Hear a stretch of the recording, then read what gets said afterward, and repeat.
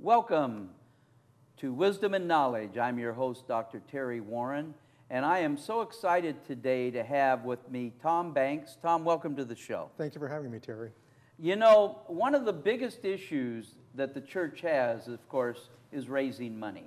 And, you know, it takes money to do the work of the gospel. It takes money to, buy airtime. It takes money to support a church. It takes money to pay lights. It takes money to pay gas. It takes money to do evangelism. And one of the biggest issues in the church is how do they do that? And today our guest has created a way for the church to raise money without the petitioners having to write a check, without them having to buy a candy bar or soap or some kind of product, but a unique way, and basically taking fundraising into the 21st century. And Tom, you've created something. You're the co-founder of Splash Play. Yes, I am. You're an engineer. No, I'm a psychologist, actually. You're a psychologist and an incredible person with an analytical mind that knows how to develop programs and software. But first of all, tell us a little bit about yourself. Okay, I'm 63 years old. I'm married. My wife is a retired physician. I have 2 boys. One's 22 who serves in the Army in Latvia right now, and the other is 9 years old. Both of my boys are adopted, and my oldest son, not only is he adopted, he was delivered by my wife, who was the OBGYN on the case. Wow, wow. Now, I know that, your business originally was created to be commercial and be profitable, but I also know that you're a strong Christian, and you have incorporated an element into that allows churches and organizations to raise money. Tell us, what exactly is Splash Play? Splash Play is a gaming company. It's a mobile gaming company that uses mobile devices in order for people to be engaged in playing a game. Our game happens to be a trivia game called Splash Trivia. What we've done with Splash Trivia is we've taken the gaming opportunity into organizational finance, whether they're cause-based or commercial, and letting the game activity create a new and untapped source of capital for that organization. This year has been my personal commitment as the CEO of the company that we are going to demonstrate incredible corporate responsibility by bringing Splash Play to cause-based entities, most, in my personal preferences, faith-based, to give them a tool where they can engage people via gaming among all the people who are involved that they know, to share in this activity, and through that process, we generate revenue that's generously shared back to our partner organization. So for every dollar that we earn in revenue from our advertisers, 40% is paid back to the sponsoring organization, whether it's a church, a Boys and Girls Club, any cause-based organization.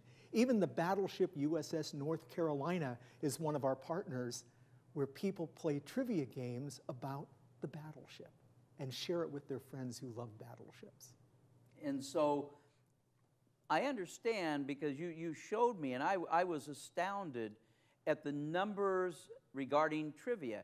And I didn't realize that many people played trivia.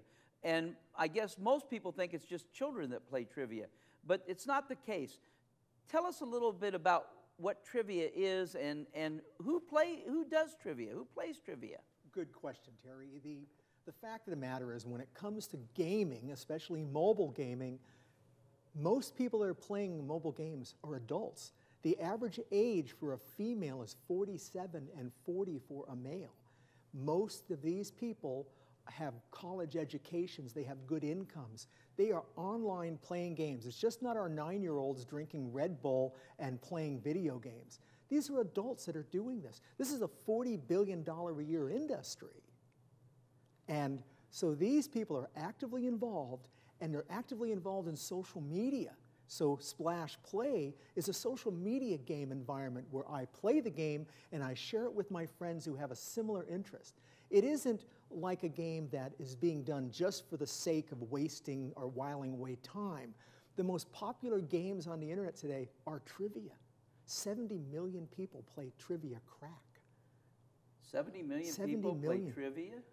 play one game called Trivia Crack, which, Wow. which exploits a very bad concept as far as I'm concerned. We know what crack is, and so that's not a good thing.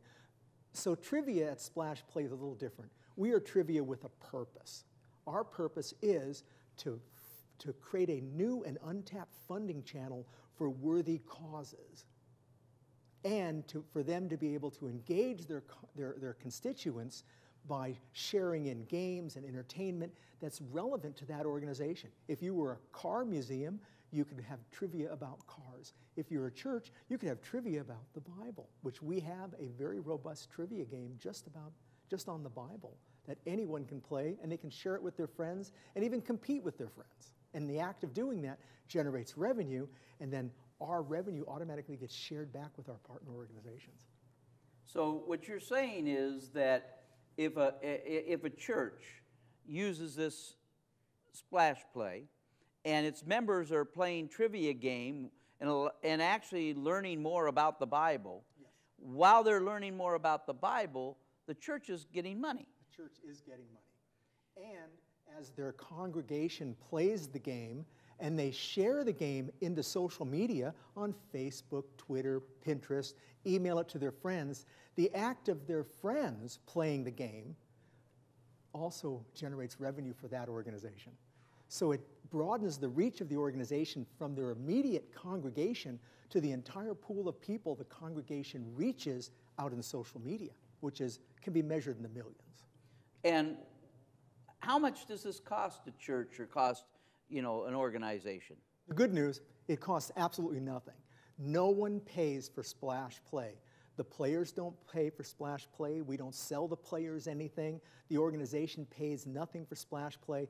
Our advertisers that we already have provide the funding, and it's that funding that is routed back to the sponsoring organizations.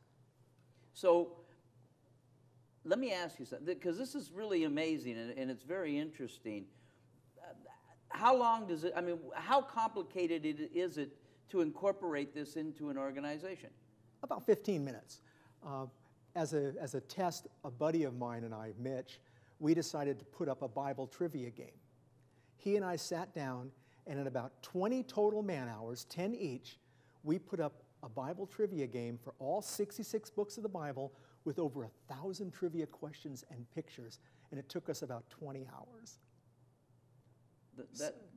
That's absolutely amazing. Well, it is amazing, but that's the way it should be. It's technology. Technology should make things easier, and that's what Splash Play does. And so how would when the church comes in and gets involved, you sit down with them, Mm-hmm.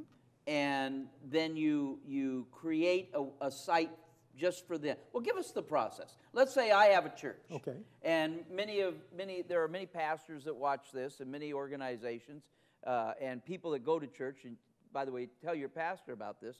But let's go through the process. Let's say I have a church, and I'm interested in doing this because I'm always trying to raise money. And anytime I can find out a way to raise money without having to spend any money, that's a win-win. Sure. Okay? And so explain the process to me. It's very simple. An organization simply agrees to do this. In turn, our technologists provision, if you will, on our servers their game. Now their game is set up, and then the sponsoring organization, if it's a church or another charity or a nonprofit, whatever it might be, they simply now can start to create their own games. And the games are simply a spreadsheet with some questions and answers. They get uploaded, and the game is up and running as quickly as that. All of our games are already there. So if an organization has their own trivia game, say a church wanted to have the history of Pastor Joe. Okay. Where did Pastor Joe go to school? What are his core beliefs, etc. Then they can create that game, and when a person plays the game, the 40% revenue share comes from that. But if during the meantime, Joe congregant decides he wants to play basketball trivia, he can do that to while away some time, and the 40% is shared from that as well. So they don't only have to play Bible trivia.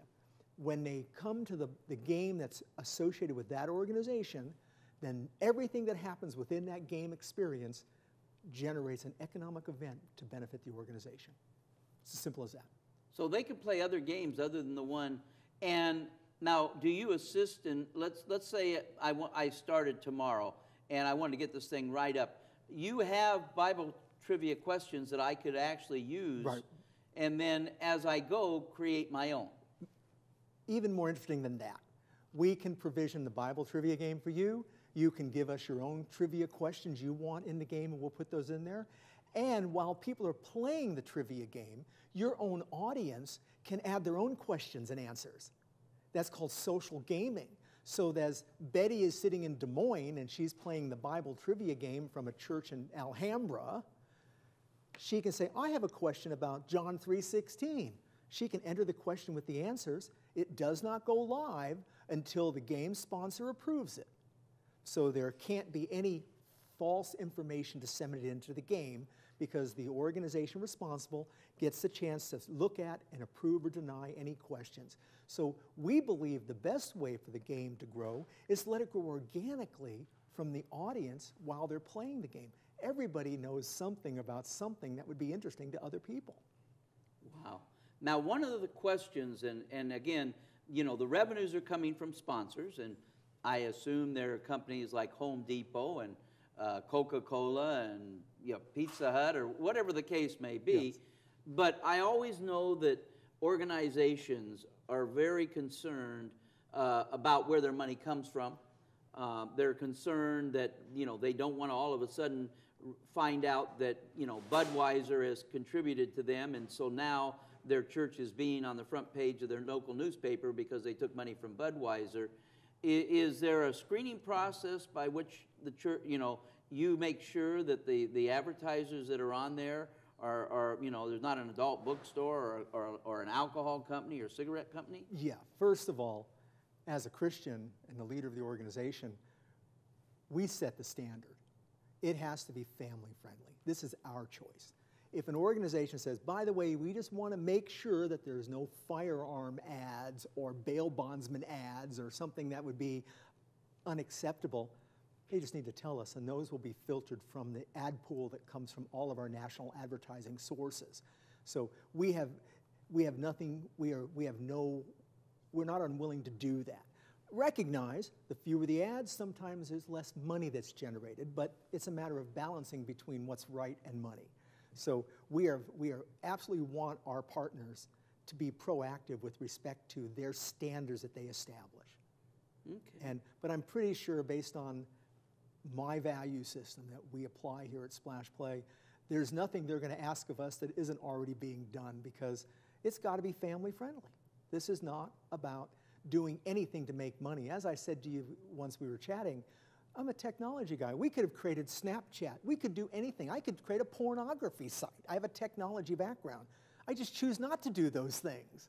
Right. I choose to do good things. I've been in healthcare my whole life, doing information management for good causes. And at this point in my life, it just made sense to do this with this underlying motivation to demonstrate good corporate responsibility. You know, you're listening to this and you're saying, wow, well, you know, that doesn't seem like you could really generate a lot of money by doing this. And you gave me some of the numbers, right, and I was just blown away at how much money really could be raised. I know that you say that the trivia is how much a year? Well, it's the most played game format on the internet. One company alone, Trivia Crack, has over 70 million people playing their game. 70 million people. But let's take a typical church of a couple of hundred people. Mm-hmm. And, you know, they're trying to raise a few $1,000s for missions or whatever the case may be. How realistic is that? I mean, give us a hypothetical situation. It's very realistic. What we talk about in the internet and marketing, we talk about reach. What do you reach? And what you reach is your direct congregation. If you have a congregation of 500 people, that's 500 people. But let's not forget that there's more than that 500 people. Those 500 people, statistically, are probably on social media. Statistically, they have upwards of 300 friends on social media. So for every one person in your congregation, they touch 300 people, and that person touches 300 people. If they are all connected with a common interest, which happens to be the love of Jesus, Then I'm playing the game in this as a congregant, and I'm sharing it with Terry. I press a button and it goes to Terry. You got to play this game. This is neat. Terry's a Christian. He goes, I can get into this. And Terry goes, wait a minute, I have friends that are following me on Facebook. I'll post it on Facebook. That's the definition of viral growth. The average person in America has 300 connections in social media. So if you start from Terry, and Terry goes to his 300 people, and those 300 people go to their 300 people, within 3 tiers, Terry reaches 20 million people. Now, you don't know those 20 million people. That's your typical geometric growth. But when something resonates within social media, that's when a viral event occurs. It cascades through all those connections. I believe that by bringing Splash Play into organizations where people have a common cause interest, the love of Christ, the love of the Word, the interest in supporting their cause, they will then share that with other people that they already have that same relationship with. You will share it with your brother in Des Moines, and he'll go, sure, I'll play this game. Wouldn't you call your brother in Des Moines and say, would you support little Bobby in the walkathon or buy Girl Scout cookies? We do this all the time. I'm just going to ask my brother in Des Moines, just play the game. It doesn't cost you anything. And you might learn something about the Bible. You might be entertained, and the side effect of doing that is the economic reward that flows back to the sponsoring organization. We say play, splash, play a lot, and share it with everybody. Wow. Well, give me just a hypothetical situation of a church with a few hundred people and everybody's playing. Nobody's quoting you, but I saw a chart in a PowerPoint that you have, and I was like, I'm looking at this number, and I'm going, this is not possible. And the amount of dollars that could be generated every year from that was in the thousands. In the thousands. If you had an organization that had 10 or 20,000 people in your reach, say you're a charity that for women's health issues, and you deliver emails and letters and social media to 10 or 20,000 people, if you could get 5% of those people to actively play the game, encourage them to play the game, and encourage them to share it with their friends, they could be looking at hundreds and hundreds of thousands of dollars of capital reward. Even if you're starting with a small organization of a 200 or 300 person church, remember those people reach a lot of people, not just the 300 that attend on Sunday. Each one of them reaches 200 or 300 in social media.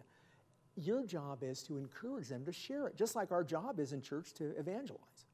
This is another form of evangelism. Wow. It really fascinates me what can be done here. What would you say of all? I mean, other than the aspect of raising money, what is one of the most beneficial things for Splash Play? I mean, what's the benefit to an organization? To a church. To a church. I happen to believe that anything you do as an organization that engages your people, that when they make a decision to do any activity, if they choose to do it that's consistent with the mission of their organization, supporting the church, they're more engaged, they're more involved, they're more supportive, and if they're playing Bible trivia, if they're taking a lesson that you've created in the form of a trivia game, or a game you created for premarital counseling, there's no limit. We've got people in the Word. As I've said before, the Word came to us before there was a book. I think God wants us in the Word, and whether we're playing a trivia game about the Bible, it's not marginalizing the Bible. It's engaging people in a new way and getting them to make a conscious decision. I'm going to spend 5 minutes because I have nothing to do. I'm going to play the Bible trivia game. I'm going to play the trivia game on Psalms, or I'm going to play the trivia game on John. Why not? Now, just out of curiosity, and I don't know if you have the numbers, what is the average time that is spent playing trivia games? I mean, what is the, overall, in an overall general census, what's the average amount of time that a person spends on a trivia game? Well, on gaming in general, half of all people that are on social media play games. Okay. Half. Whether they're playing Candy Crush or trivia, they're playing games. The average person in social media, and you'll be embarrassed when you think about it, is 23 hours a week. So we're guessing upwards of 10 to 12 hours a week is involved in playing games. So my mission is, let's convince these people to divert a half hour a week, 10 minutes a week, playing the game for that cause. And you will be surprised the gigantic impact that would have on the magnitude of the money. If you got 300 people that spent a half an hour a week playing trivia, a half an hour, that's 150 hours. That's hundreds and hundreds and hundreds of questions. And all of that is where the money comes from, because every time there's a question, there's an advertiser support that goes along with it. The more questions that are answered, the more advertiser support, the more revenue there is, and there's more money to be shared with the organization.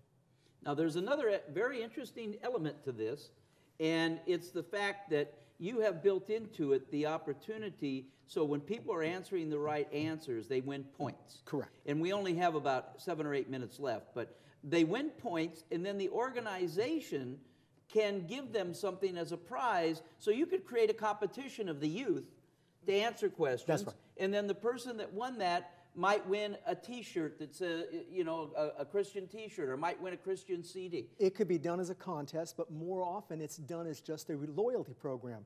Every time you answer one of our questions, if you answer it quickly, correctly, you can get as many as 15 points. If you get it wrong, everybody gets 1 point. Those points accrue, and so if it's your church, it'll accrue in my account in Splash Play associated with that church. So I can see that Tom has earned 3,000 points in your church. The church can set up a loyalty program that says, for 2,000 points, you get a Bible. For 5,000 points, you get lunch with the pastor. Whatever it is, be creative and give the people a reason to play the game, and it excites more loyalty. Wow. So by encouraging them to play the game, they are raising money for the church. Correct. Or for missions or whatever the church deems that this game be used for. They could deploy a game just for the Malawi mission.